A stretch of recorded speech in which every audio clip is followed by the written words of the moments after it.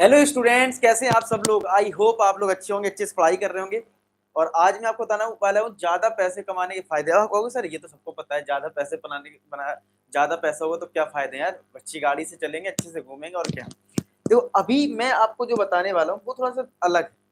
वो ये है कि अभी आप क्लास 10 में, आपको पता है हमारी हमारी जो ऑडियंस है वो क्लास 10 की ज्यादा है।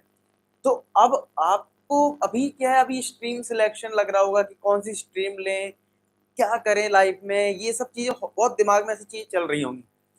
ठीक है, तो आपको थोड़ा मैं दूर की चीज बता रहा हूँ कि जब आप पढ़ते पढ़ते जब आप कॉलेज में पहुंचोगे, इसके बाद आपको जॉब लगेगी तो क्या चीजें, सीन किस टाइप का रहता है।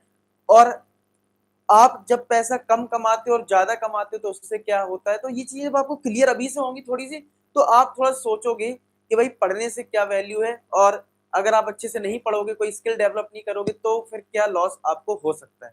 तो मैंने इसको समझाने के लिए आपको दो स्टूडेंट माने, एक ए स्टूडेंट है, एक बी स्टूडेंट है जो अपनी पढ़ाई कर रहा है। ठीक है, अगर हम बात करें सक्सेस की, तो देखो यार, आपके पास कोई स्किल है, उसके लिए आप कुछ भी कर सकते हो और आप उससे बहुत अच्छा कर सकते हो। लेकिन हम एक एवरेज स्टूडेंट की बात करें, मान लो अभी आप में ऐसी कोई स्किल नहीं है, मतलब स्किल का मतलब है जिससे आप कुछ ऐसा डिलीवर करें जिससे आपको कुछ पैसे मिले। अगर अभी आपके पास वो स्किल नहीं है तो आप क्या करोगे, पढ़ाई करोगे। भाई पढ़ाई करने के बाद आपकी जब आप कॉलेज से निकलते हो तो आपको जॉब मिलती है।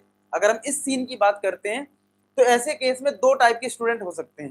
क्या, एक स्टूडेंट जॉब ली और उसकी जॉब की जो सैलरी है वो स्टार्टिंग फेज में 20,000 है, और एक स्टूडेंट है जिसने कॉलेज से पढ़ाई करी और उसकी सैलरी 1 लाख रुपए है। अब मैं आपको बता दूं कि अगर आप अच्छे कॉलेज में जाते हो 12th के बाद तो ये सैलरी आपको मिल सकती है। ठीक है, ये पर मंथ की मैं बात कर रहा हूँ, ये सैलरी जो है वो आपकी पर मंथ है। अब आप कहोगे सर ये सब हमें क्यों, इसलिए बता रहा हूँ आज से आप अपना दिमाग खोलना शुरू कर दो, पढ़ाई के साथ साथ थोड़ी एक्स्ट्रा चीजें भी जरूर करें। साथ के साथ जब ये वीडियो एंड हो जाए, चाहे वो चीजें क्लियर हो जाए कि अच्छा यार इतना भी चीजें फर्क पड़ता है। अगर आपको ये अच्छा लगता है वीडियो, और आप मुझे कमेंट सेक्शन जरूर बताना कि सर इस टाइप के वीडियो आपके लिए हेल्पफुल हैं। अगर यस तो सब लोग लिख देना yes, we want one video at least type of this, मतलब एक वीडियो हमें चाहिए एक वीक में एटलीस्ट, जिससे आपको थोड़ा माइंड भी खुले पढ़ाई के साथ साथ। ठीक है, चलिए। तो हम बात करें कि अगर एक बंदा है जो पर मंथ 1 लाख रुपए कमाता है और ये पर मंथ सिर्फ 20,000 कमाता है। ठीक है, और आपको पता है कि ये सब किस पे डिपेंडेंट, आपके कॉलेज पे। जब आप 12th के बाद कोई कॉलेज चूज करते हो उस पर बहुत डिपेंडेंट होते हैं, इसलिए बोलते हैं कि बेटा 11th 12th अच्छे से पढ़ाई करो। क्यों, जो भी इंट्रेंस एग्जाम होंगे तो अच्छे कॉलेज में आपको इंट्रेंस एग्जाम देना होगा, इंट्रेंस एग्जाम के बेसिस पे आपको लिया जाएगा, तो उसके लिए पढ़ाई करनी होती है। इसलिए पढ़ाई करते रहो। अभी आपका 10th का बोर्ड एग्जाम है, इसके बाद आपको स्ट्रीम सिलेक्शन करना, अपने लिए स्ट्रीम सिलेक्ट करो, उसमें मन लगा के पढ़ाई करो और फिर एक अच्छा कॉलेज लो जिससे कि आप यहाँ पहुंच पा रहे हो। फिलहाल हम बात करते हैं इन दोनों की। तो अगर मानता हूं कि 20,000 इस बंदे की सैलरी है, तो 12 महीने यानी एक साल में ये लमसम 2,40,000 के आसपास अर्निंग करेगा। इस एक्सपेंडिचर क्या है वो हम अभी डिस्कस नहीं कर रहे हैं, हम सिर्फ अर्निंग की बात कर रहे हैं। देखो एक्सपेंडिचर का तो ऐसा है, कोई बहुत करोड़पति भी होता है, अगर वो बिजनेस करना चाहे तो बहुत कम खर्चे में भी रह सकता है, और कोई करोड़पति है वो चाहे तो पूरा रुपया खर्च कर सकता है। तो यहाँ पे खर्चे की अगर मैं बात करूं तो वो आपको सोचना है, आपकी लाइफ है, आप कमा कितना रहे ये पहले मैटर करेगा। खर्चे आपको डिसाइड करना, आपको बहुत स्टैंडर्ड लाइफ जीनी या फिर आराम से जीना और इन्वेस्टमेंट करनी, दो टाइप के लोग होते हैं, वो एक अलग टॉपिक हो जाएगा।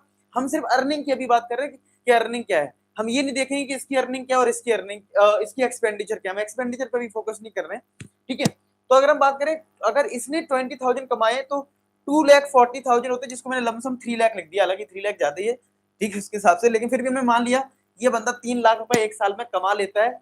और 1 लाख के हिसाब से ये सीधी सी बात है 12 महीने में 12 लाख रुपए कमा लेगा। ठीक है, चलिए अब एक कंपेयर करते हैं, ये 3 लाख रुपए है, इसके पास है 12 लाख रुपए।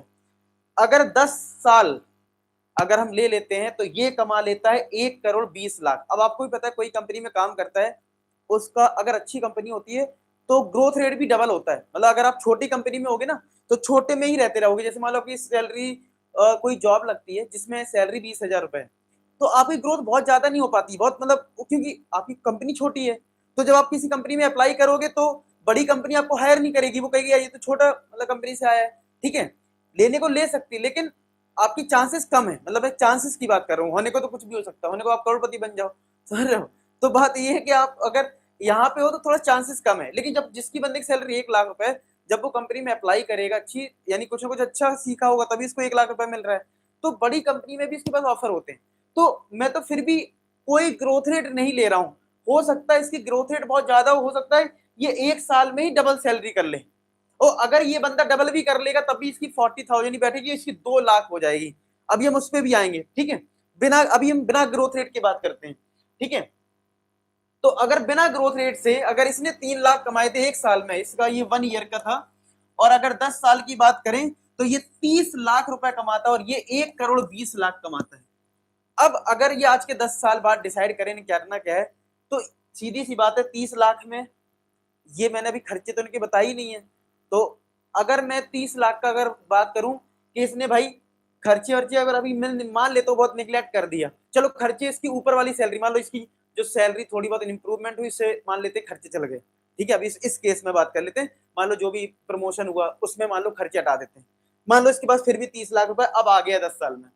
30 लाख में अब सीधी बात 10 साल तक काम करेगा तो बंदा सोचेगा घर ले लें, और अगर आप बड़े सिटी में रहते हो तो यार 30 लाख बहुत नॉर्मल सी चीज है, ठीक है। 2 BHK का घर भी मिल जाए, बहुत बड़ी मुंबई सिटी में तो मिलेगा भी नहीं, ठीक है। तो मतलब आपको एक नॉर्मल सिटी में अगर बात करें वहां पे भी 30 लाख रुपए कोई बहुत बड़ा अमाउंट नहीं होता है, वहां पे आपको घर मिलेगा।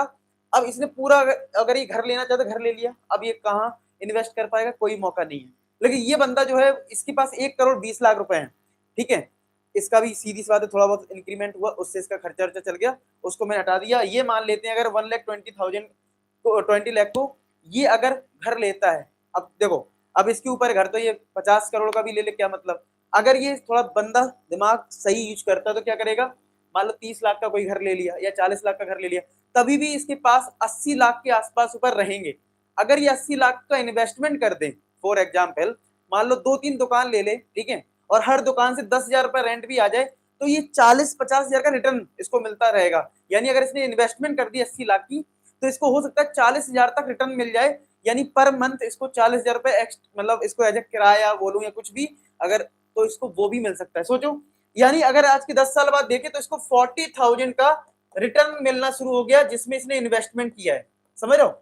और इस बंदे ने 30 लाख जो इसके पास थे, अब ये सीधी सी बात है, अब या इसको इसके पास चॉइस है कि 30 लाख को लगा दे या फिर रहने के लिए। देखो सही बात है, अगर कोई कहीं रहता है तो रेंट और ये सब तो देना ही पड़ेगा ना, और बड़ी सिटी में रेंट भी देना पड़ता है, और रेंट भी कोई कम नहीं होता है, तो बंदा लेगा ही लेगा ये घर, ठीक है। तो इसके कहीं ना कहीं मैं यही बोलूंगा इस बंदे के पास ऑप्शन नहीं होगा इन्वेस्ट करने का, लेकिन इस बंदे के पास होगा। ये मैंने बहुत मिनिमम कंडीशन ली है, बहुत मिनिमम, ऐसा रेयर ही होता है कि किसी की सैलरी 1 लाख है तो वो 1 लाख रहती है।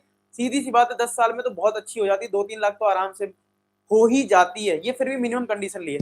तो आप सोचो इस मिनिमम कंडीशन से इसके पास 40,000 का रिटर्न है, यानी जॉब छोड़ दे तब भी 40,000 रुपए कमाता रहेगा अपने बैठे बैठे, क्या दिक्कत है, समझ रहे हो।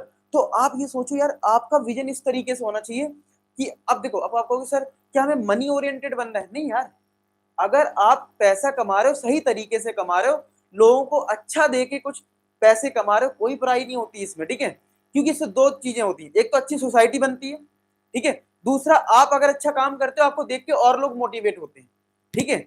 अच्छा पैसा अगर आप कमाते हो सही तरीके से, गलत तरीके से मैं बात नहीं कर रहा हूँ, ठीक है। मैं गलत तरीके की बात नहीं, मैं सही तरीके की बात करूँ। सही तरीके से आप अपना तो फायदा करते हो, साथ में आप आसपास के लोगों का भी कहीं ना कहीं फायदा कर रहे हो, समझ रहे हो। तो इसलिए आप अच्छे ज्यादा पैसे कमाओगे तो कोई बुराई नहीं होगी। अच्छा, अगर मैं बात करूं, अब मैं एक ऐसी चीज लेता हूं जिसमें इनकी ग्रोथ रेट को भी दिखाता हूं, ठीक है। तो जो बंदा अगर मान लो एक बंदा जो था 3 लाख रुपए 1 साल का कमा रहा था, ठीक है, 3 लाख कमा रहा था मान लो, और ये बंदा कमा रहा था कितना, 12 लाख, ठीक है। अगर ये 12 लाख कमा रहा था और ये 3 लाख कमा रहा था, अब हम इनकी ग्रोथ रेट पे आते हैं। मान लो इनकी सैलरी डबल हो जाती है 1 साल बाद, ठीक है, 1 साल बाद डबल हो जाती है, तो इनकी सैलरी ये मंथली जो जो 1 साल में 3 लाख कमा रहा था इसने कमा लिए अगले साल से 6 लाख रुपए, ठीक है। 6 लाख इसने कमा लिए कब, जब इसने अपनी सैलरी को डबल करवा लिया, और इसने अपनी सैलरी को डबल करवाया तो ये कमाने लगा 24 लाख, ठीक है। अगर हम डबल करके चलते हैं तो ग्रोथ रेट के हिसाब से, तो आप बताओ ये 10 साल में अगर अब इसकी सैलरी को हम फिक्स कर दें, ठीक है, 6 लाख के हिसाब से 10 साल में ये 60 लाख कमा लेगा, ठीक है, ये 60 लाख कमा लेगा। और इसका अगर हम 10 का मल्टीप्लाई कर देंगे तो आप सीधी सी बात है, ये 24 लाख कमा रहा था तो 2 करोड़ पार कर जाएगा, समझ रहे हो। तो कितना अंतर आ जाता है, आप इस चीज को समझने की कोशिश करो कि अगर आप एक अच्छी कंपनी में या अच्छी जगह पहुंचते हो तो वहां पे कितना आपको बेनिफिट मिलता है और कितना आपका ग्रोथ रेट बढ़ जाता है। इस चीज को समझने की कोशिश करो, ठीक है, समझ रहे हो मेरी बात। तो आपको इस चीज पे फोकस जरूर करना है कि आपको कल के दिन अपना डिसाइड करना है करियर के यार कहाँ जाना है, किससे हम ज्यादा बेस्ट कर सकते हैं, क्योंकि ये छोटी छोटी चीजें बहुत मैटर करती हैं। एक बार आपने छोटी जगह काम कर लिया, एक जगह आप अगर इस सैलरी में फंस गए और 9 से 5 बजे तक जॉब करना शुरू कर दिया तो आपका ग्रोथ रेट बहुत ज्यादा नहीं होगा। इस चीज को समझो, ठीक है। आपको यहां तक पहुंचना है, इसके लिए क्या करना है ये डिसाइड करना है। कमेंट सेक्शन में बताना कि आप इसके लिए क्या प्लान कर रहे हैं। मैं जरूर कमेंट सेक्शन में आपको पढ़ाई देखूंगा कि आपने क्या क्या लिखा है, ठीक है। तो आई होप आपको कुछ बेसिक अंडरस्टैंडिंग मिली हो कि आपके लिए अभी 10th में पढ़ना कितना जरूरी है, 11 12 में पढ़ना कितना जरूरी है, 12th के बाद एक अच्छा कॉलेज लेना क्यों जरूरी है, क्योंकि अगर आपको यहाँ पहुंचना है तो अच्छा कॉलेज का होना जरूरी है, ठीक है। बाकी ऑप्शन और हैं, अगर आप बिजनेस करते हो कुछ करते हो वो एक अलग बात है। मैं पढ़ने वालों की बात कर रहा हूँ। अगर आप पढ़ाई करके रुपए सिर्फ कमा रहे हो तो आपके पास ये दो चीजें, तो आपको यहां तक पहुंचने के लिए कॉलेज अच्छा लेना ही पड़ेगा, ठीक है। तो मिलते हैं नेक्स्ट वीडियो, तो अपना ख्याल रखें। और एक चीज जरूर बताना ये वीडियो कैसा लगा, क्योंकि मैं जरूर जानना चाहूंगा, ठीक है, क्योंकि पहली बार ऐसी कोशिश की है कि पढ़ाई से हटके कुछ आपको बताया जाए, ठीक है। ये कोशिश आपको कैसी लगी जरूर बताना। मिलते हैं नेक्स्ट वीडियो में, तब तक अपना ख्याल रखें, पढ़ाई करते रहें। लास्ट में एक ही बात बोलूंगा कि आप सभी सफल हो। धन्यवाद।